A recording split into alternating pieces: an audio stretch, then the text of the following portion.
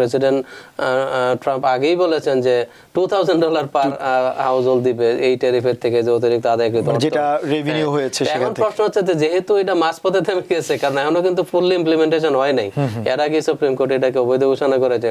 তো সেই ক্ষেত্রে আমার মনে হয় 2000টা মনে হয় আর হচ্ছে না, 1700 মানে আশা করা যায়। একদিকে আদালতের রায়, আরেকদিকে সিনেটরদের ব্যাপারটা দেখা যাক, আমরা সেদিকে নজর থাকবে। কারণ আসলে এই ব্যাপারটা আলোচনা করতে হচ্ছে, এটা হয়তো টাকার অ্যামাউন্ট কম বা বেশি বড় ব্যাপার না, মানুষকে তো সাফার করতে হয়েছে। আপনার জিনিসপত্রের দাম যেভাবে বেড়ে গিয়েছে, প্রত্যেকটা জিনিসের দাম বেড়েছে, এবং সেটার পেছনে বড় কারণ হিসেবে অনেকেই বলছে ইনফ্লেশন যেমন একটা কারণ, ট্যারিফও একটা কারণ ছিল। কারণ ব্যবসায়ীরা তো আর নিজের টাকা কম দিয়ে ব্যবসা করবে না। মধ্যবিত্ত ফ্যামিলির লোকজন যাদের ইনকাম ধরেন 20,000, 30,000, 40,000 বা 50,000 এর মধ্যে, তাদের কিন্তু ওইরকম কোনো চেঞ্জ নাই। বেসিক্যালি শুধু যাদের কোয়ালিফাইং চিলড্রেন আছে 17 এর নিচে, তারা $200 বেশি পাচ্ছে পার চাইল্ড।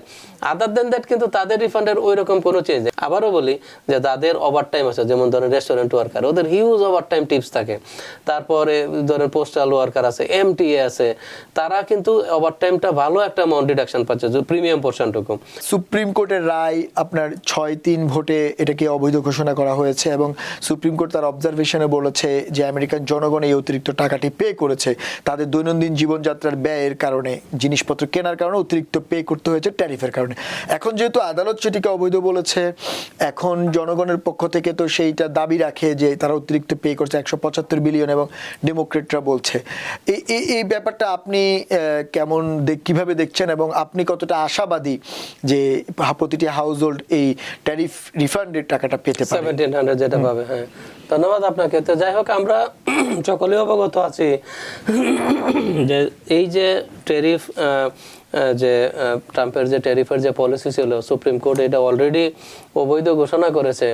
তো অ্যাজ এ রেজাল্ট, যে এই যে ট্যারিফের যে আদায়কৃত অর্থ সোফার $175 বিলিয়ন, যেটা আপনি একটু আগেই বলেছেন, এবং যেটা যেহেতু ট্রাম্পের এই ট্যারিফ পলিসি অবৈধ ঘোষণা করা হয়েছে, তো সেই ক্ষেত্রে জনগণ যে $175 বিলিয়ন যেটা ট্যারিফ আদায় হয়েছে, তার মানে তারা এডিশনাল পে করেছে প্রত্যেকটা হাউস হোল্ড প্রোডাক্ট বলেন বা গ্রোসারি বলেন বা ইভেন অন্যান্য বিল্ডিং ম্যাটেরিয়াল হোয়াটএভার।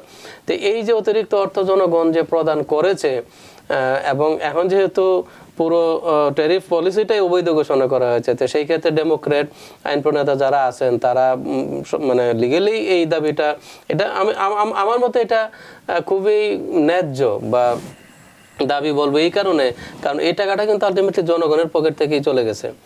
এখন প্রশ্ন হচ্ছে যে যেহেতু এটা অবৈধ ঘোষণা করা হয়েছে, তখন ডেমোক্রেটরা বলতেছে যে ঠিক আছে, পার হাউস হোল্ড ওরা একটা ক্যালকুলেশনের মাধ্যমে উপনীত হয়েছে যে $1700 পার হাউস হোল্ড। এই বিষয়টা আমি একটু ক্লারিফাই করি, যে অনেকে হয়তো ভাববে যে পার ফ্যামিলি হয়তো 1700 না, এরা বলতেছে পার হাউস হোল্ড $1700। ইট মিনস আপনার ফ্যামিলিতে যদি 4 জন সদস্য থাকে, তাহলে 1700 মাল্টিপ্লাইড বাই 4, আপনারা এই পরিমাণ অর্থ পেতে যাচ্ছেন।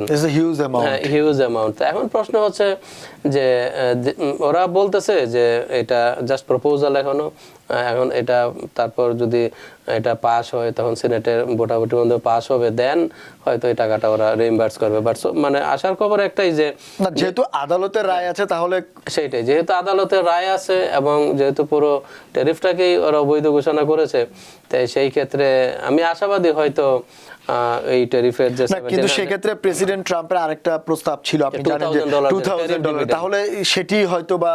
আর এখন প্রশ্ন হচ্ছে যে দেখুন, যে এই 1700 পার হাউস হোল্ড, আবার প্রেসিডেন্ট ট্রাম্প আগেই বলেছেন যে $2000 পার হাউস হোল্ড দিবে এই ট্যারিফের থেকে যে অতিরিক্ত আদায়কৃত যেটা রেভিনিউ হয়েছে। এখন প্রশ্ন হচ্ছে যে যেহেতু এটা মাঝপথে থেমে গেছে, কারণ এখনো কিন্তু ফুললি ইমপ্লিমেন্টেশন হয় নাই, এর আগে সুপ্রিম কোর্ট এটাকে অবৈধ ঘোষণা করেছে।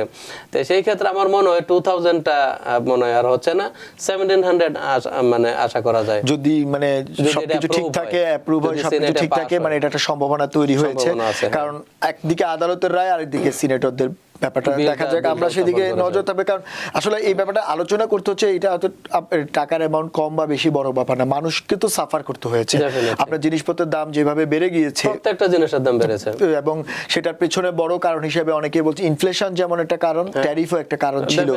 কারণ ব্যবসায়ীরা তো আর নিজের টাকা কম দিয়ে ব্যবসা করবে না। প্রশ্ন আছেন আপনার জায়গা গেল যে যখনই ট্যারিফ ইম্পোজ করবে তার মানে তখন এই বিজনেসম্যান যারা আছে তারা এই প্রোডাক্টের উপরে ওই ট্যারিফের পার্সেন্টেজটা অ্যাড করে দিবে। তো ধরেন আপনার যে প্রোডাক্টের দাম থাকবে $5, এর মধ্যে যদি হয়তো দেখা গেছে 50 সেন্ট ট্যারিফ আসে, তার মানে তো তাদের কস্টিংই তো ধরেন 550, দেন তারা প্রফিট মার্জিন অ্যাড করে সেল করবে। তো স্বভাবত এইভাবেই দামটা না, বাড়ে। কিন্তু আবার প্রেসিডেন্টের পক্ষ থেকে উনি মানছেন না, উনি আবার ট্যারিফ বসাচ্ছেন, এটার আদালতের ব্যাপারটা বাদ দিয়ে ওভারকাম করে উনি ট্যারিফ বসাচ্ছেন। সেটা সেক্ষেত্রে মানে আমরা এটা পলিটিক্যাল আলোচনা যাচ্ছি না, কিন্তু প্রশ্ন হচ্ছে সেক্ষেত্রে উনি $1700 এই যে রিফান্ডের ব্যাপারটি সেটি কি মানতে বাধ্য হবেন কিনা শেষ পর্যন্ত? এখন প্রশ্ন হচ্ছে যে এটা সম্পূর্ণ সিনেটের ভোটের উপরে ডিপেন্ড করবে। যদি মেজরিটি সিনেটররা যদি এটাকে পাস করে দেন, প্রেসিডেন্ট যদি আদালতকে সম্মান করে দেন, ডেফিনেটলি সেটা না মানার কারণ এই দেশের নিয়ম অনুযায়ী আদালত যদি কিছু বলে সেটাই সবাইকে মানতে হয়, যত কিছু হোক না কেন। দাদা এটা তো গেল একটা ব্যাপার, আমরা একটু আবার ট্যাক্সের ব্যাপারে আসি, দেখা যাক কি হয়। আমরা আমাদের নিয়মিত আমরা আপডেট দেবো আপনাদের মাধ্যমে। দাদা ট্যাক্সে এবার ট্যাক্স ফাইলিং এ আপনারা যারা ট্যাক্স ফাইল অলরেডি অনেক ফাইল করেছেন এবং আমরা যতটুকু বিভিন্ন আমাদের দর্শকরা বা অনেকে আমাদেরকে যেমনটা জানাচ্ছেন এবার অনেকেই ভালো রিফান্ড পাচ্ছেন, হয়তো কিছুটা হলেও বেশি পাচ্ছেন, আবার ডিডাকশন পাচ্ছেন, মানে একটা সুবিধাজনক অবস্থানে রয়েছে এবার, যেটি প্রেসিডেন্ট ট্রাম্প বলেছে।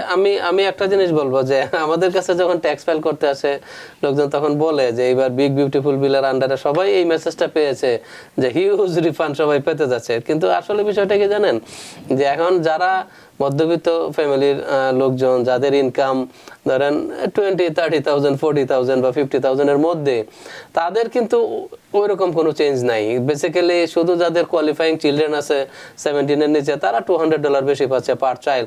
আদার দেন দ্যাট কিন্তু তাদের রিফান্ডের ওইরকম কোনো চেঞ্জ নেই। কিন্তু চেঞ্জ হচ্ছে কাদের, যারা বাড়ি ওন করেন, যাদের ইনকাম ধরেন 150, 200,000, যারা W2 এরকম জব করতেছে। আবার চেঞ্জ হচ্ছে যাদের ওভার টাইম আছে জবে, যাদের আবার ওই টিপস আছে, তারা বেসিক্যালি বেনিফিটেড। মানে রিফান্ড যেমন ডিডাকশন পাচ্ছে অনেক, হ্যাঁ ডিডাকশন পাচ্ছে, কিন্তু মানে আমি শুরুতে বলতেছি যে এটা কিন্তু অনেকে ধারণা যে প্রত্যেকেই বুঝি পাবে না, আসলে বিষয়টা এরকম না। যে কোনো আমি স্পেসিফাই করলাম, আসলে রিফান্ড আসতেছে, আবারও বলি যে যাদের ওভার টাইম আছে, যেমন ধরেন রেস্টুরেন্ট ওয়ার্কার, ওদের হিউজ ওভার টাইম টিপস থাকে। তারপরে ধরেন পোস্টাল ওয়ার্কার আছে, MTA আছে, তারা কিন্তু ওভার টাইমটা ভালো একটা অ্যামাউন্ট ডিডাকশন পাচ্ছে, প্রিমিয়াম পোর্শনটুকু। আবার বিশেষ করে যারা রেস্টুরেন্ট ওয়ার্কার, তাদের জন্য এবার এই ট্যাক্স রিটার্ন বা আগামী 2-3 বছর হচ্ছে তাদের জন্য গোল্ডেন ট্যাক্স ইয়ার। কারণ রেস্টুরেন্টে দেখবেন স্যালারি থেকে টিপস বেশি, এবং $25,000 tips deductible even single person. বিষয়টা খেয়াল করেন, আপনার একটা সিঙ্গেল কারো ইনকাম যদি 70-80,000 হয়, তার মধ্যে দেখা গেছে যে ওদের টিপসেই থাকে হয়তো 40,000, 50% টিপস। তার মধ্যে যদি 25,000 টিপস বাদ যায়, তার মানে তাদের রিফান্ড মানে জাম্প করে এটা রিফান্ড জাম্প করুক বা না করুক, ডিডাকশন তো হচ্ছে, লাইবিলিটিস কমে আসছে। লাইবিলিটিস কমা মানে কি আপনার রিফান্ড জাম্প করবে, এটাই তো স্বাভাবিক। কারণ আপনার তো ট্যাক্স তো যা আসার আসবেই, যখনই আপনার ডিডাকশন বাড়বে তখন ট্যাক্স কমে যাবে, আলটিমেটলি রিফান্ড ম্যাক্সিমাইজ। আবার আরেকটা জিনিস হচ্ছে যে এর আগে আপনি আলোচনা করেছেন একজনে অনেকগুলো সুবিধা নিতে পারছে, যেমন কেউ হয়তো রেস্টুরেন্টে জব করে, তার যেমন আপনি বলছেন টিপস পাচ্ছে, ওভারটাইম পাচ্ছে। আবার যদি তার যদি হাউস থাকে, সেই ক্ষেত্রে হাউসের ওইখান থেকে সল্ট ডিডাকশন 40,000 পাচ্ছে। যদি কেউ গাড়ি কিনে, সেই ক্ষেত্রে কার লোন ইন্টারেস্ট ডিডাকশন, যেগুলো আগে ছিল না। মানে আমার সোফার আই ক্যান রিমেম্বার, হয়তো লাস্ট 5-10 ইয়ার্স আমি I can't remember those thing.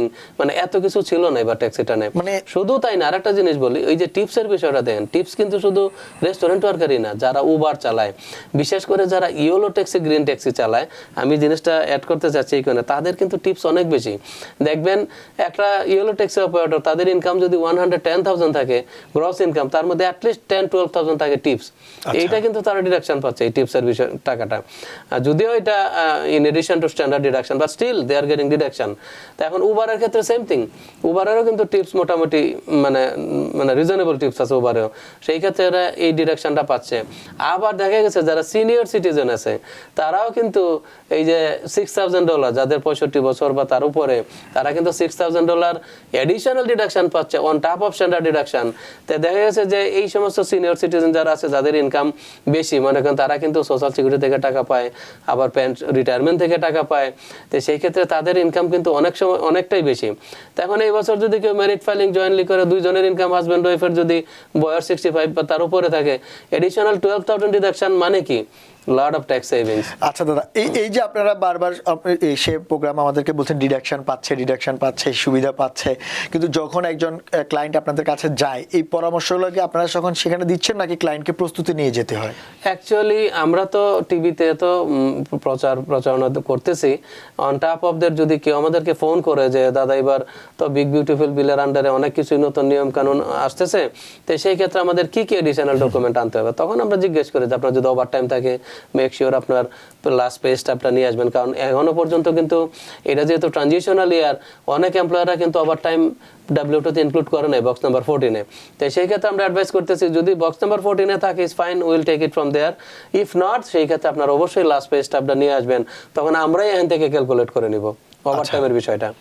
না, সেটা তো ওভারটাইম, আমি বলছি ওভারঅল যে একটা সুযোগ, ওভারঅল সুযোগ যে মানুষ এত সুযোগগুলো পাচ্ছে, তো সেক্ষেত্রে অনেকে প্রশ্ন করে যে আমরা এই সুযোগগুলো নিব কিভাবে, আমরা বুঝতে পারি না, বা ট্যাক্স ফাইল করতে গেলে কোন কি ডকুমেন্ট লাগবে, তো সেই জায়গাটা থেকে এটা কি ক্লায়েন্টকে সতর্ক থাকতে হবে নাকি আপনাদের পরামর্শ থাকে? অ্যাকচুয়ালি ক্লায়েন্টকেও সতর্ক থাকতে, আদারওয়াইজ দেখেন মানে অনেকের মানে রিটার্নে কিন্তু ওয়ান শট আমরা করতে পারতেছেন এই বছর, কারণ এই কারণে যে ওভারটাইমের বিষয়টা অনেকেই জানে না এখনো পর্যন্ত, তো তখন তারা করে কি W2 নিয়ে চলে আসে।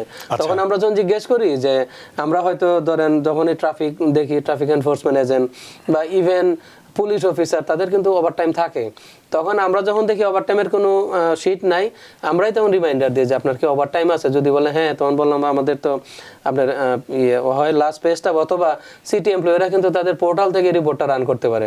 তো অনেকে আবার জানে না এই রিপোর্টটা কিভাবে রান করতে হয়, তখন আমরা হয়তো অ্যাসেস করি যে ঠিক আছে আপনি আজকে হোল্ড করেন, আপনার ওইটা নিয়ে আসেন, কারণ এটা additional deduction, they are getting benefit from there.